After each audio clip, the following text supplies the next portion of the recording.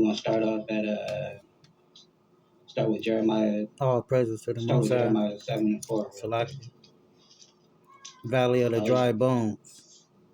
What Malcolm X saw. so yeah, we're gonna start with Jeremiah 7 and 4, just to get a little context of how these bones got dry and spiritually dead and so forth, right? And so this is Jeremiah 7 and 4, and it says, "And even thou, hold on, read it right, and thou, even thyself, shall discontinue from thy heritage which I give thee, which I have gave thee. I will cause thee to serve thy enemies in a land which thou knowest not, for ye have kindled a fire in my anger, that shall burn forever." So let's read again. And thou, meaning the Israelites, it says, "And thou should even thyself should discontinue from our heritage." So, and our heritage is this, our culture, our language, our way of being, like, how, like just our whole spirituality system and all that, and he's telling us that we're going to discontinue from practicing our culture and our heritage. And as you can see, when we, do like what they call like like connected dots, we're the only group of people that actually lost our culture and our heritage. So who is this talking about? We are the valley of those dry bones. It says, should discontinue from thy heritage which I gave thee. So the Lord gave us this our heritage. That's because we are the children of God, and us being the children of God, we have our heritage and our culture is particular pertaining to that. And so he said you would discontinue from that, and that's what happened when we got taken into those slave ships and scattered throughout four corners of the world. We start practicing other customs and other ways. Because remember, this is not a religion. This is a custom. This is a heritage that we once practiced as a culture, and our culture got stripped away from us, and they gave us religion. So now we stuck in these churches following religion when that's what not what we were actually doing. It was a custom and a heritage that we was following. So it says, "And thou even thyself shalt discontinue from thy heritage which I gave thee, and I will cause thee to serve thy enemies in the land which thou knowest not." So that's where we at now. We serving our enemies in the land that we know not. We you know following their practices under their law systems and their corrupt law systems that they don't even follow themselves, but they want to hold us to the standard, but they don't keep the standard of the law themselves. So that's where we at.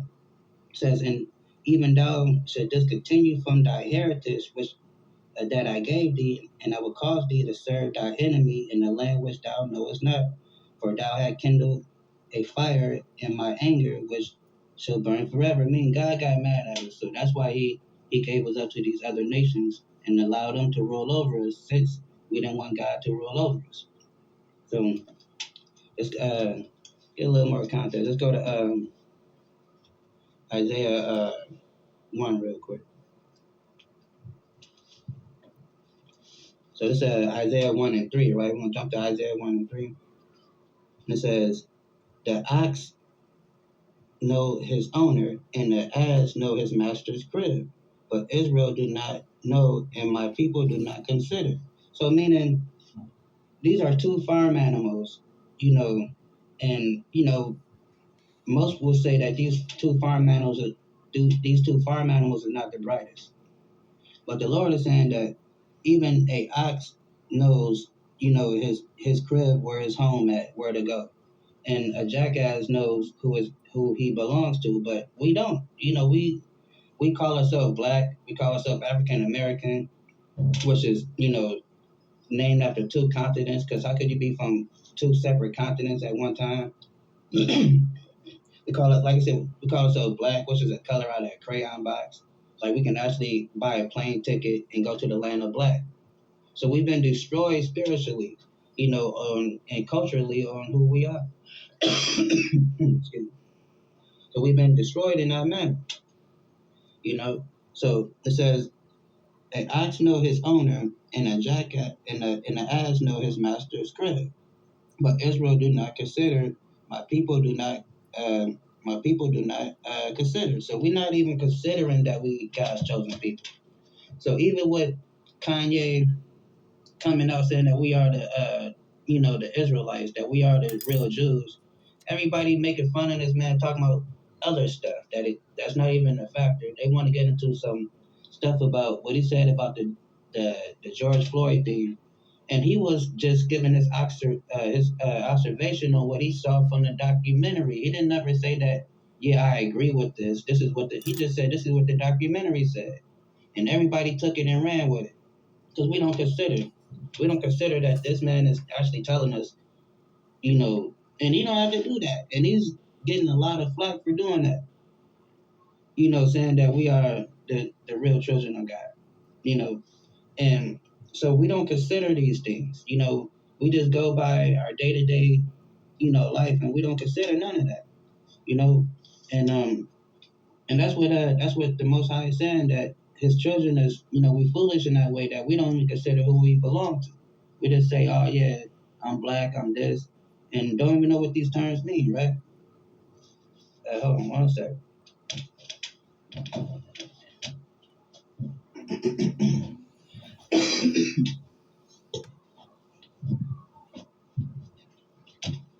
Yeah, we don't even consider these things, And let's go to let's jump to Isaiah 65:15 real quick, and it says, "And ye shall leave your name for a curse."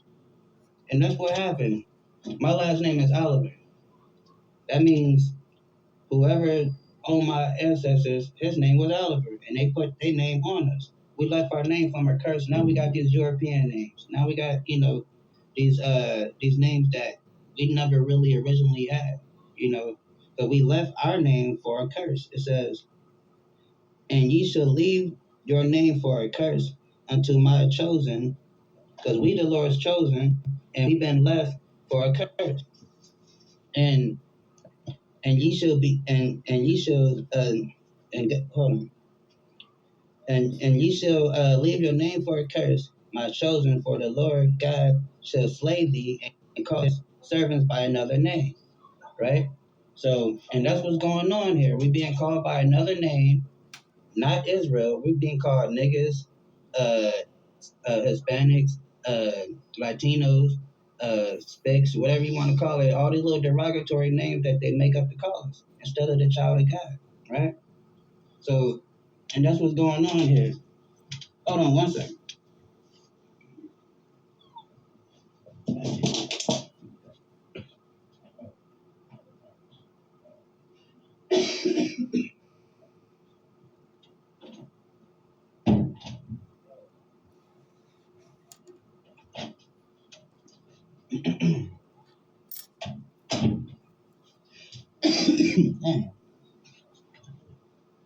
But yeah, that's what my bad, Salaki.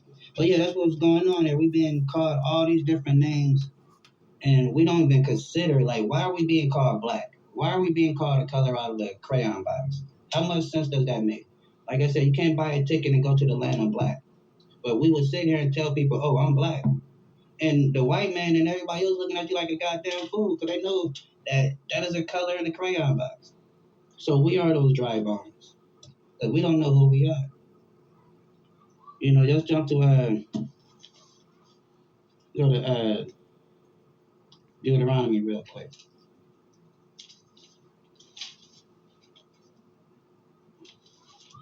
We're gonna go to Deuteronomy 37 real quick, right? So yeah, we being called all these different names, right? And it says here, it says it's Deuteronomy 28:37, and thou shalt become astonishment, a proverb. So it's astonishing that you calling yourself black. It's astonishing that you calling yourself an African American named after two white men. That's astonishing to people. They like, look at these people. Look at these people calling themselves after a color and two white men. And that's impossible for us to descend from two white men. Look how melanated we are. But we calling ourselves African American, which is Leo Skipper Africanus, and and what's the dude name? America Vast Future. We naming ourselves after two Italian men.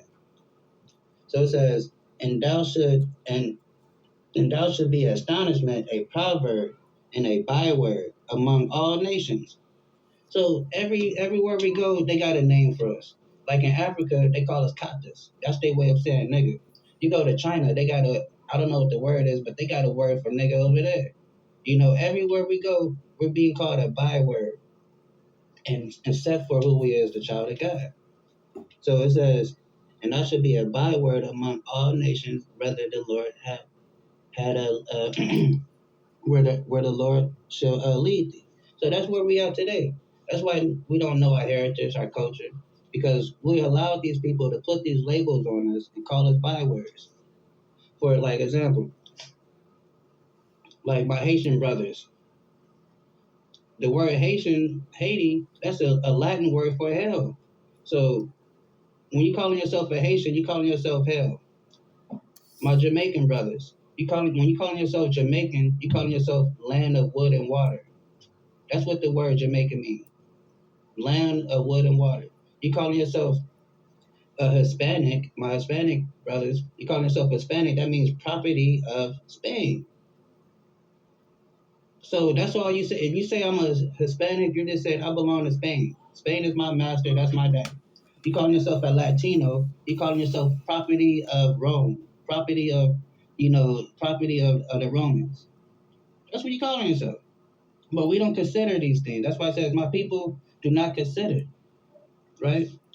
So let's jump down to 48. And it says, there shall be, and therefore shall thou serve thy enemies which the Lord sent against thee in hunger and in thirst and in nakedness and want of all things. And he shall put a yoke of iron upon thy neck until he had destroyed thee. And that's where we are now. We destroyed. As a nation, as a people, we're destroyed because we don't know who he is. We're lost. And then when somebody try to tell us information on who he is, we we ostracize them and we try to make them look crazy and act like they don't know what they're talking about. You know, because we've been destroyed as people. You know, so let's get into Ezekiel. Let's jump to Ezekiel real quick. So we're just gonna get into this real quick. Try to explain this to see who these dry bones is. We know who the dry bones is. That's us, right? Yeah. So look, check it out, right? So Ezekiel, we'll start at 37 and 1. And the hand of the Lord was upon me, and he carried me out in the spirit of the Lord, and set me down in the midst of the valley. So yeah, so the Lord had to grab Ezekiel and take him up and carry him away and have him set him in the midst of the valley. Because sometimes when you're in the middle of this thing, you can't see how down you is. Sometimes we've been down so long. Sometimes we don't even know that we're down. We just think this is living. This is life. This is how it is. But sometimes you got to remove yourself away and take a look. That's what the Lord had to do with Ezekiel. He took him away and just have him look back, have him take a look. He says, and the hand of the Lord was upon me and carried me out in the spirit of the Lord and set me down in the midst of the valley, which was filled with bones. So as Ezekiel being taken to the valley, then he looking down, he see his people. He said, man, it just look like bones. That's what he see, bones. So then it says, and caused me to pass by them around about. Behold, and there were many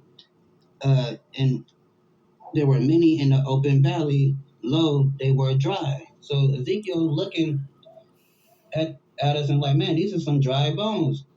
These people are spiritually dead. They don't know their culture, their heritage, where they come from, their language, how they used to dress, what they used to eat, their names that they used to call each other. We don't know none of these things. That's what Ezekiel is looking at.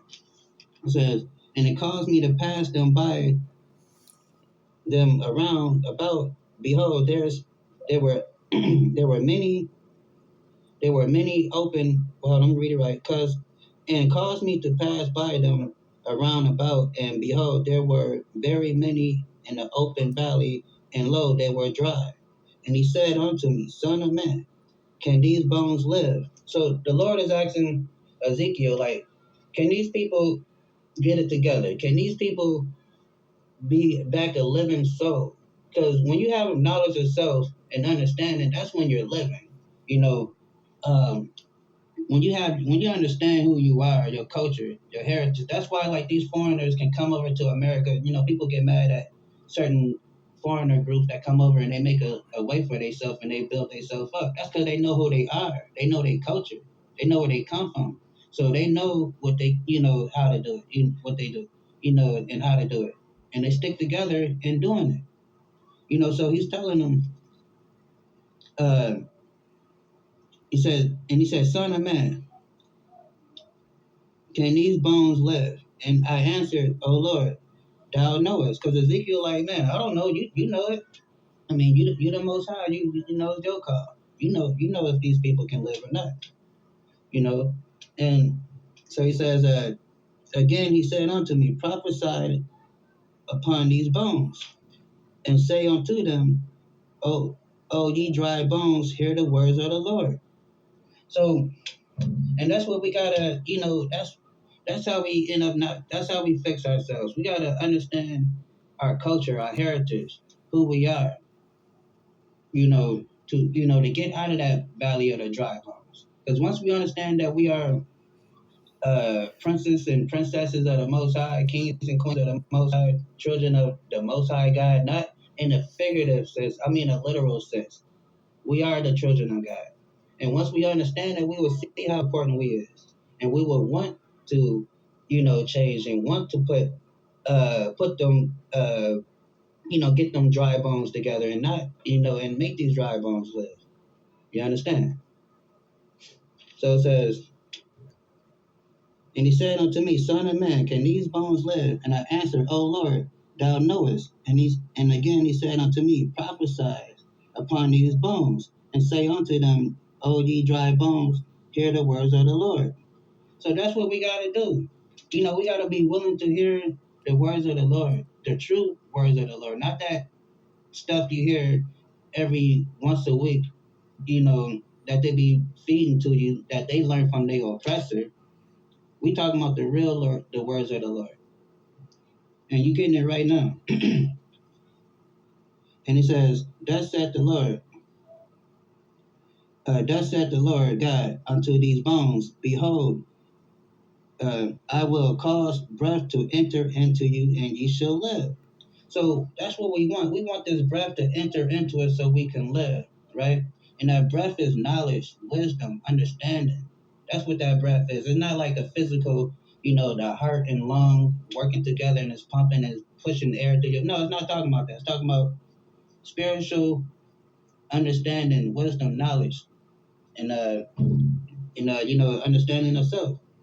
So Ezekiel says, and I will lay sinews upon you, and you will bring up flesh upon you and cover you with skin, and put breath into you, and ye shall live, and ye shall know that I am the Lord, that I am the Lord, right? So God is saying He's going to bind us together, just putting the sinews on. He's going to tie us together, and start and cause our bones to come back together, cause our ligaments to start connecting, and how that song go, the knee bone connected to the hip bone type stuff, right? For we can start being a living soul again, for we can stand back on our feet again and be bold like how we once was, right? And so it says, Thus said the Lord unto well, and I will lay sinews upon you, and I will bring up the flesh upon you and cover you with skin, and I will put breath in you, and ye shall live, and ye shall know that I am the Lord. So I prophesied as I was commanded, and as I prophesied, there was a noise, and behold, a shaking. Because that's what happened when you start telling the real word of God, people start to listen. And people start to understand and they start to, realize, dang, I've been told this lie all my life, because this is the hardest thing to do. The hardest thing to do is tell somebody that they've been lied to their whole entire life, especially if those lies was told to them by their parents, by their great grandparents, a loved one. It's hard to tell somebody that, hey, I know this person loved you and they wanted the best for you, but they lied to you. They didn't do it on purpose because they was lied to themselves. So we just keep on perpetuating these lies, and then we wonder why, as a collective, we living in this hell, this valley of dry bones, right? So it says, and I will lay sinews upon you, and I will bring up the flesh upon you, and I will cover you with skin, and I'll put breath in you, and ye shall live, and ye shall know that I am the Lord. So I prophesied as I was commanded, and I prophesied, and there were noise, and behold, a shaking, and the bones came together, and the bones came together, bone to his bone. So that's what's happening. So when you see, like, I mean, people have been doing this for like since 1969 or longer. But when you see famous people like uh, Kanye West, uh, when I ain't gonna say Nick Cannon because Nick Cannon backed down on what he said, but Kodak Black, um, I mean, a lot of countless other celebrities that's coming up with this information that understand this, so so that is the great shaking, and because it's not just your little everyday winky dink people that's getting this understanding. It is reaching to all four corners of the world, and even from the smallest to the greatest of us is understanding this knowledge, and that's spiritual. It says, and so I promise, so no, so I prophesied as I commanded, and as I prophesied, there was a noise, and behold, a shaking, and the bones came together, bone to his bone, right? So that's what it says, bone to his bone. But hold on, just get let me jump back real quick and go back up to 6 real quick. And I will lay sinews upon you. I will lay sinews upon you and bring flesh upon you and cover you with the skin and put breath into you, and ye shall live, and ye shall know that I am the Lord, right? So let's go to Deuteronomy real quick. Deuteronomy, go to Deuteronomy 15. See, I have set before thee this day life, and good, and death, and evil. So the Lord has said, like, He has put a, He's given us a choice to choose between life or death, good and evil. So as you start getting these, hearing the true words of God, then you have to make a choice. Do you want to choose life or death, good or evil, right? So it says, like I said, let me read it one more time. It says, see, I have set before thee this day life and good, death and evil, right? So that's what we got to understand what we facing here. We facing death or life, evil and good. So, and we got to make that choice. So it says, so I prophesied as I commanded and prophesied, there was a noise and behold, a shaking, and the bones came together, and bone to his bone, right? So let's jump to Acts real quick.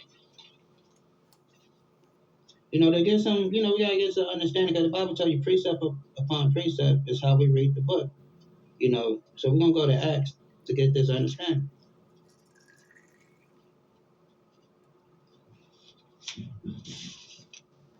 We're gonna go to Acts, what is it, 17, I think. Uh,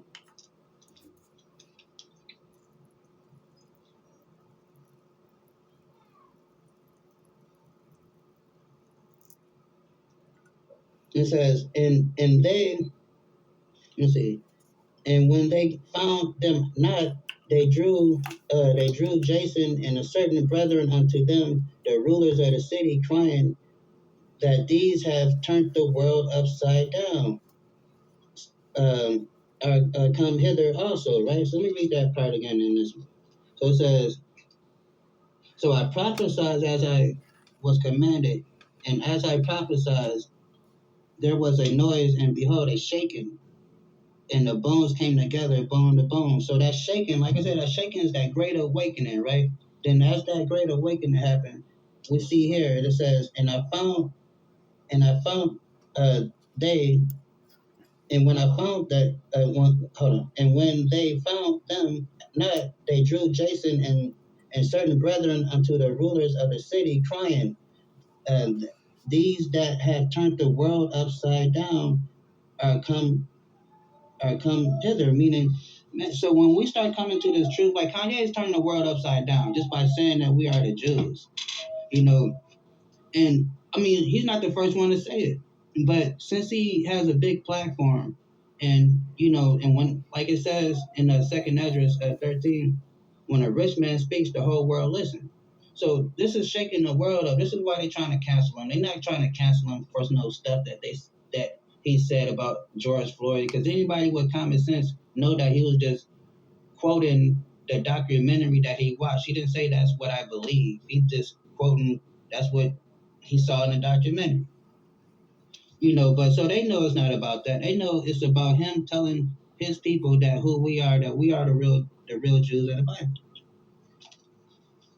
So let's get back to Ezekiel 37. So it says, and when I beheld, lo, sinews and the flesh came upon them, and the skin covered them above, but there was no breath in them. So Ezekiel's prophesying, it's talking to these bones. These bones is starting to come together. They're starting to get it, right? But it says still no breath in them yet, right? And so that's how a lot of us is. Some of us starting to get an understanding. We realizing that this world is jacked up. We realizing something that they've been telling us is not all the way right. You know what I'm saying? So we get that feeling, that something ain't all the way right with this thing. So it got to be more to this, right? So it says, then I said then said he unto me, prophesy unto the wind, prophesy, son of man, and say to the wind, thus said the Lord, come from the four corners, O breath, and breathe upon these slain, that they may live, right? So that's what we are. We're mentally slain. We're physically slain because, like I said, we've been stripped of our knowledge, of, our culture, of everything, So we need to have that breath of life, that understanding, that resurgence of who we are. I mean, because we've been here in America calling ourselves a color in a crayon box, calling ourselves African American after two white men. Then I was born in '84. The term African American didn't start until 1988. So you mean to tell me I'm older than my nationality? That's crazy, right? But we go with that stuff. We follow along with that. How can I be older than my ethnicity, right? We don't think like that. That's why it says my people do not consider. So we got to start considering these things, these lies, these little, because these people is a master wordsmith. They know how to, use their little fancy words to trick us. But that's crazy, right? I digress. So then he said to me, prophesy unto the wind, prophesy, son of man, and say to the wind, thus said the Lord, come from the four winds, breathe and breathe upon these the slain, and they shall live, and they may live.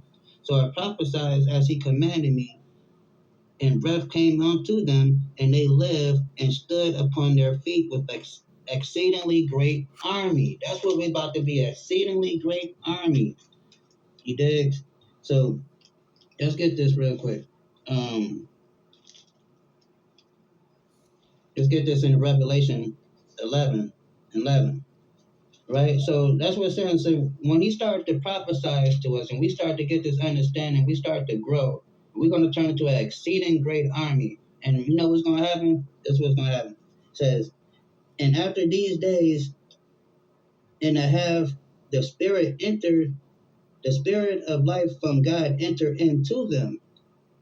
And they stood upon their feet, and great fear felt upon them that which saw them. So these people, they don't want us to wake up back to who we are, because great fear is going to come upon them when they see the Israelites standing mighty and bold as a lion, how we supposed to be. That's why they trying to censor Kanye. They're not trying to censor Kanye because the first one to say this. This people have been saying this coming on talk shows and radio shows for ages. It's just the fact that he has a big voice. That's why they want to censor this. Because if he's saying this, now this is going to go, you know, all over everywhere. 'Cause it's going to be the talk of the town, you know. And so it says, and after 3 days and a half, the spirit of life from God entered into them, and they stood upon their feet, and a great fear fell upon them which saw them. So that's why these people are scared. They don't want to see the black man, Hispanic man rise up and come together as one. That is the biggest, strongest army ever. Not only is it the biggest, strongest army ever, that's the Lord's army, and you can't beat that. And that's what they don't want. And that's why it's a concentrated effort to censor things and keep people in the dark of who we is. They cool with you calling yourself black. And when you call yourself black, the white man laughs in his head like, this nigga here calling himself black. You know, that's crazy that to call ourselves a color. And nobody thinks it's crazy. Everybody is, oh, you know, I'm like, if you want to call yourself a color, we're more closer to brown than anything. If you want to be, you know, technical about it, at least call yourself brown. So it says, and then he said to me, this is back in Ezekiel 37 and 12 or 11. And then he said unto me, Son of man, these bones are the whole house of Israel. So now the Lord is giving them clarification, like, look, and you ain't got to take my word for it either, because it's just said it right here. So these bones are the house of Israel. That's what we're looking at. The house of Israel. That's who these dry bones is. The black, Hispanic, and Native American, and Seminole Indian. That's who these bones are.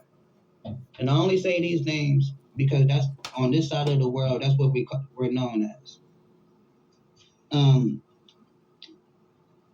it says, and he said unto me, Son of man, these bones are the whole house of Israel. Behold, they say our bones are dry, and our and our hope is lost. We are cut off from our parts. So a lot of us feel lost out here. A lot of us feel downtrodden and disenfranchised from, you know, this society and how things is run. You know, we feel like our bones, we can't move. We can't, you know, how that song goes, so low, you can't get under it, so high, you can't get over it. You know, a lot of us feel like that, you know.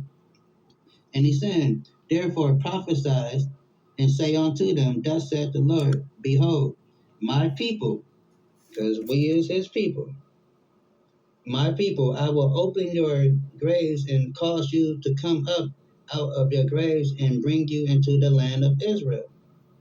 And ye shall know that I am the Lord when I have opened your graves, my people, and brought you up out of your graves. So God is saying, when I get you start putting that knowledge into you, that understanding, that wisdom, bring you back to your natural culture, your heritage, you're going to realize that this is my God, and I'm his child. I'm his people. And it's going to start clicking. It's going to start making sense to you. Just like how, you know, when, you know, how your body moves. You know, every, you know, body organ and stuff, it all works together to do one thing, you know? So it says, and ye shall know that I am the Lord when I have opened your graves, my people, and um, brought you up out of the graves, meaning bring us out of that dead state, you know, that dead state of mind of not knowing who we is, not understanding our culture, just being like a tree blowing in the wind, you know, when we come out of that state and and and shall put my spirit in you and ye shall live and I shall place you in your own land, because we're not in our own land right now. We're over here calling ourselves American, and when they kidnapped us, we are children of slaves, children of the people that was kidnapped, and we just think we're just American, you know. So we need to be brought back in our own land. We need to be taken out of this place and put in our rightful place, our rightful homeland where we belong.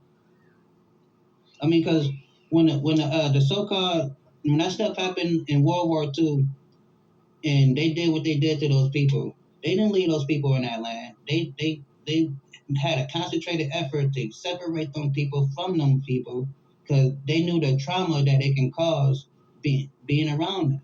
So they made a concentrated effort to get away from them. But we're stuck here in with these people. We have not been able to leave. That is trauma built on trauma built on trauma that we've been suffering. So it says, and I shall put and I shall put my spirit in you, and ye shall live, and I shall place you in your own land. Then shall ye know that I am the Lord. Then ye shall know that I am the Lord, have spoken it and perform it, said the Lord. And the words of the Lord came unto me, saying, moreover, son of man, so that's what's gonna happen before I move on. So he's gonna, he gotta first, we gotta first understand who he is. We gotta understand that he is our God, and understand this whole thing that was getting ready to happen. Him putting his spirit back into us, him raising us back up, him giving us that knowledge of who we once were before, you know, and so he can work through us and do everything that he promised that he said he was going to do. So, but he can't do that to some dead people, So we out here spiritually dead, not understanding what's going on. He can't work with that. That's why he had to, have Ezekiel prophesize to these bones and wake them up. So it says, and I shall put my spirit in you, and ye shall live, and I will place you in your own land. Then shall ye know that I am the Lord, have spoken it, and perform it, said the Lord. And the word of the Lord came unto me, saying, moreover, son of man, take thee one stick, and write upon it for Judah and for the children of Israel and his companions. And then take another stick and write upon it for Joseph and a stick of Ephraim, and for all the house of Israelites and all the house of Israel and his companion. Meaning, gather because Israel got split into two kingdoms. It was the northern kingdom and southern kingdom. So God is saying, bring these two kingdoms back together. That's why you always hear me say Hispanic, Native American, and Black. That's those two sticks. The Hispanic and Native Americans are one stick, and the so-called Black, uh, Jamaican, Haitian, and African American, Belizean, whatever. We are on the other stick. So God said, put these sticks back together as one, so we can be one house again. That's why I always mention when I talk about Israel, I always say Hispanic, Black, Native American, and Seminole Indian to let you know that we are all one. All right. So it says, um, and join them one to another until one stick. So that's why, we have to join back together as one stick, one family, one household. Quit bickering amongst each other. Stop, like, you got Jamaicans not liking Haitians. You got Dominicans not liking, Dominicans not liking, they brothers on the same island of Haiti. You got the Puerto Ricans not liking Mexicans. You got black people not liking Mexicans. You got Mexicans not liking black people. But we're supposed to be one stick. And it says, and it's all prophecy. That's it's a reason for all that. It's all prophecy, and we can get into that too. That's how we're going to be. So then it says, moreover, son of man, take the one stick and write upon it for Judah and for the children of Israel and his companions, and take another stick and write upon it for Joseph and a stick of Ephraim, and for all the house of Israel and his companions, and join them one to another into one stick, and they shall become one in thy hand. So that's what we're supposed to be. We're supposed to become one stick, one family, one nation.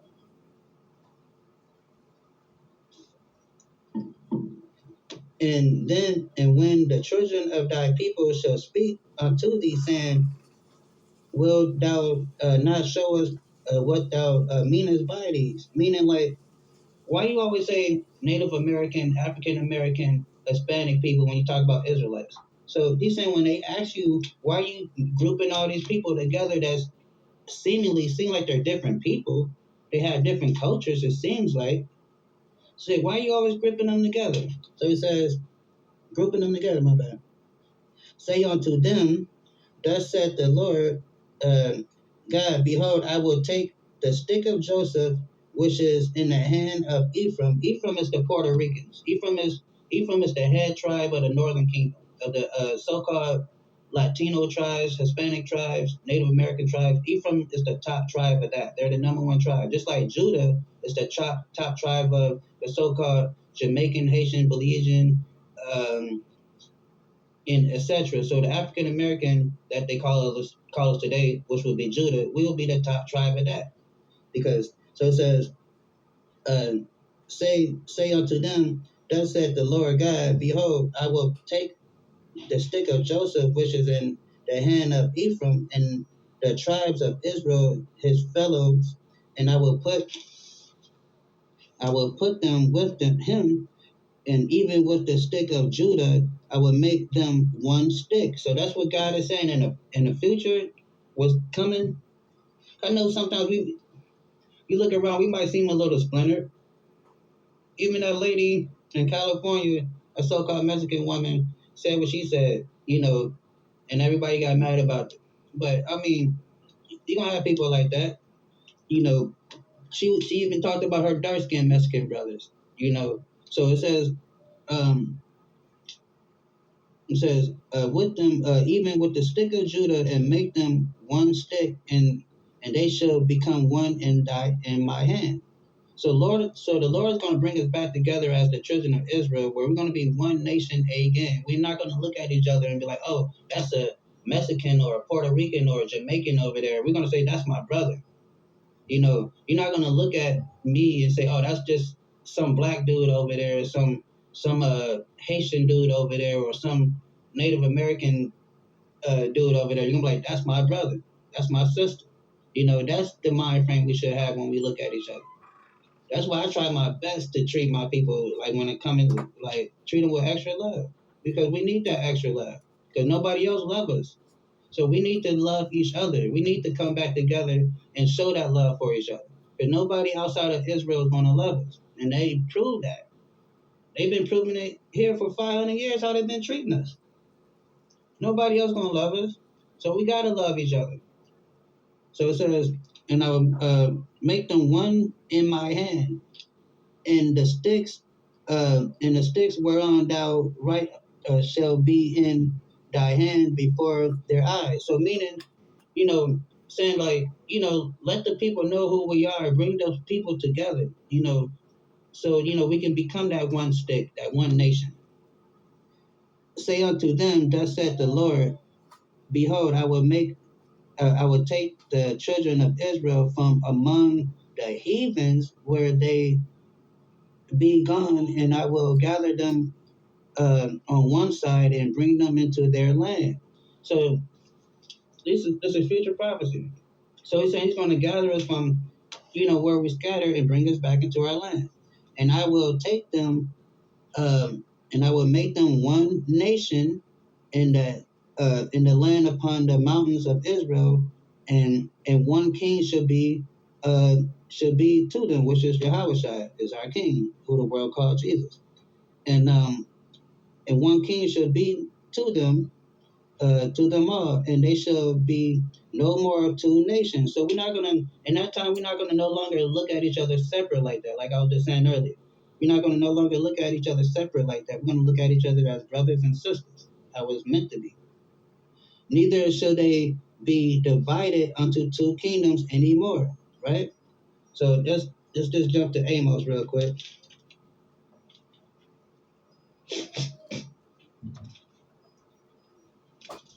Go to Amos 9 and 11 real quick. So Amos 9 and 11 says, in that day I will rise up the tabernacles of David that is fallen, and close up the breaches thereof. I will raise up the ruins, and I will build it up as the days of old. So that's what the Lord is saying. Like He's gonna bring us back together. We're gonna become a strong nation once again. We're gonna be that top superpower. Russia think they're gonna win. Russia think once they take out America that they're gonna be the next superpower. Then China think they up next after Russia. No, no, no. We are that superpower. We got next forever. So that's just how it goes. And so let me just jump to Revelation real quick, just really quick.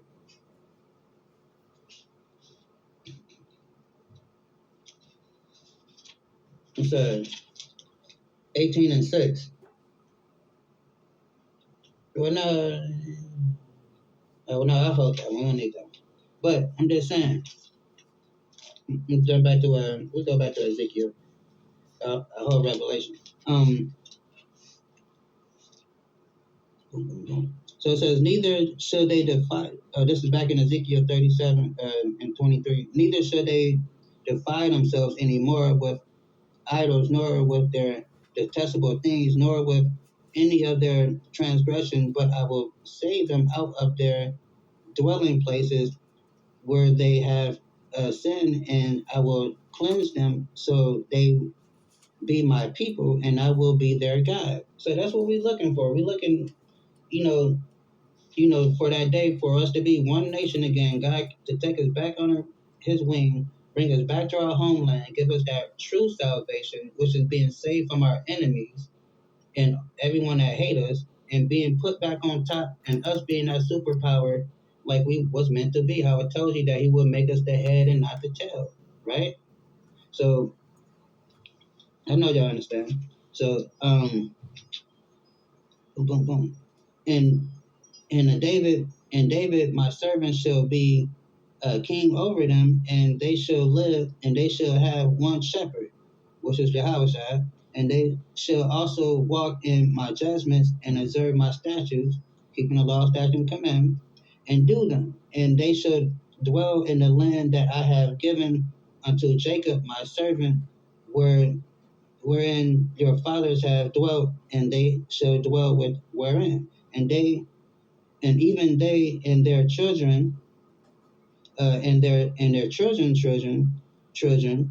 forever, and my servant David shall be their prince forever, right?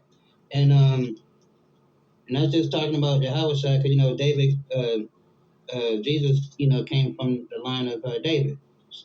So let's just jump up to Ezekiel 7 real quick. So Ezekiel 7. Let me see where I went. You start at 22. Yeah, Ezekiel, I'm start at 27 and 22. My face I will turn also from them, and they shall pollute my secret place, for robbers shall enter into it and defile it, right? So that's who's in our land right now, robbers. So-called people that call themselves with the little curly hair and the little small hats. That's when in our land right now. Who it says in our land? It says, um, I will turn my face also from them, and they shall pollute my secret place. Meaning, His secret place is Israel. Those people over there right now is polluting the land by just being over there. And it says, pollute my secret place for the robbers, which is those people over there right now in the land of Israel. Robbers shall enter into it and defile it. That's what they've been doing since 1948, defiling our land. And even before that, defiling our land. When the Romans came in and kicked us out in 70 AD, defiling our land. So it says, make a chain, for the land is filled with bloody crimes, and the city is filled with violence. So that's what they are. They culture vultures, uh, identity thieves. They are the original identity theft. I forgot what the law is, how many years you get for identity theft, but I mean, there's so many crimes we can lay on them, you know. But yeah, that's who they are. God called them robbers, because that's what they are over there, robbers. So it says, back to Ezekiel 37 and 26. More so, Moreover, I will make a covenant of peace with them, and I would talking about the Israelites. More so, I would make a covenant. I would make a covenant of peace with them. It should be an everlasting covenant with them, and I will place them in and multiply them, and I will set my sanctuary in the midst of them forevermore. Right. So that's what we looking for him to set his sanctuary amongst us, because we is his people. That's how you know he's not the God of everybody. They always say, well, he's the God of everybody. We reading, we have not mentioned specified on anybody else but Israel. So we need to quit listening to these lying pastors talking about God. God loves everybody. Where you cannot, I'll give anybody $1,000. I would stop doing this. I would never do another one of these ever again. If you can show me in the Bible where it says God loves everybody, where God expresses love for anybody else outside of Israel, I would never ever do this again. Straight up and down. $1,000 on the line. I would stop. I would close. I would throw this all away, and go about my business. If anybody can show me in the Bible God expressing His love for any other group of people outside of Israel, if y'all can show me anywhere that God did anything to benefit any group of people outside of Israel, I would stop. More so, I would make a covenant uh, of peace with them, and it shall be an everlasting covenant with them, and I will place them and multiply them, and I will set my sanctuary in the midst of them forevermore. Right? Just to jump to our dear brother Jeremiah real quick. Jeremiah 31. Right? We go 31. We're going to read down to 33. Behold, the days come, said the Lord, that I will make a new covenant with the house of Israel. So this is this, church always talking about new covenant, but we hear the new covenant is for Israel. Behold, behold, the day come that the Lord said, I will make a new covenant with the house of Israel and the house of Judah, not according to the covenant that I had made with their fathers. Fathers is pastoral lineage, you know what I'm saying? Patrilineal. So if I say your fathers, I'm talking about your someone that's connected to you. So if he's saying not the same covenant that I made with your fathers, so who did he make that first covenant with? With Moses and the Israelites. So if he's talking here in Jeremiah saying a new covenant, but not the same one he made with their fathers, who's he talking about? The descendants of those people, the Israelites. So it have never, ever, ever changed. That's what I'm saying. You would not find anywhere in this Bible where God expresses his love for anybody else. I have $1,000 on the line right now to prove me wrong, straight up. Not according to the covenant I made with their fathers in that day. I took them out by the hand and brought them out of the land of Egypt. Uh, with my covenant they break, although I was a husband unto them, said the Lord. But this shall be the covenant that I will make with the house of Israel after those days, said the Lord. I will put my laws in their inward parts and write it in their hearts, and I will be their God, and they shall be my people. So he's not talking about nobody else in this new covenant, neither. He's talking about Israelites. He's talking about how how our ancestors broke their first covenant. He said, but you know what? That's cool. I'm going to make a new covenant with y'all. And he never changed the group of people. He said, like your fathers, because if somebody say like your father, that means that's a connection. Nobody, if they say like your father, they're not talking about nobody else's father that has no bloodline, no patrial lineage descent to you. That sounds crazy. That's not how words work. So I'm getting upset. Chill. But okay. More so, I would. This is back in Ezekiel 37 and 26. More so, I will make a covenant of peace with them, and it shall be an everlasting covenant with them, and I will place them in a. I will place them in a multitude and multiply them, and I I will set my sanctuary in the midst of them forevermore. My tabernacle also shall be with them. Yeah, I will be their God, and they shall be my people. And the heathen shall know that I am the Lord. Uh, that I am the Lord. And the heathen, meaning these other nations, because they're going to see this happen as they get, because they're getting upset now. We read in Revelation how when they see us stand up, great fear came upon them because they seen how bold we're standing up now. And we read earlier in Ezekiel 37 where it says that when the Spirit came in us, we shook the world up. You know what I'm saying? We're shaking the world up. So they're gonna see it. And it says, my tabernacle shall be with them. Yeah, I will be their God, and they will be my people. And the heathen shall know that I am the Lord. Do sanctify, and the word sanctify means separate. I do sanctify Israel. So even again, he's mentioned the heathen. He's mentioned non-Israelites. He had an opportunity to say, "Oh, well, the heathens, the other people, they're going to be with us too." He said, "No, the heathens going to know that I have separated these Israelite people, these Black, Hispanic, and Native American people, to be my people. They're going to know that we are the children of God in that day. They don't know now. That's why they think this shit is funny. That's why they laugh at Kanye. That's why they try to silence our dear brother Kanye and anybody else that want to say anything about it. It says, and the heathen shall know that I am the Lord. Do sanctify Israel, when my sanctuary shall be in the midst of them forevermore. That's what we're about to see here. We're about to see God be dwelling in the midst of us, and the whole world gonna know that God dwell in the midst of us. Like it tells you in what's that? Joel. Let me see if I can grab that real quick.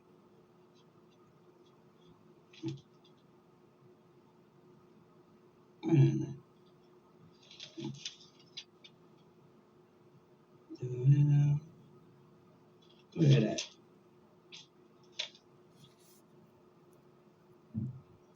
Joel 2:27. Where is that?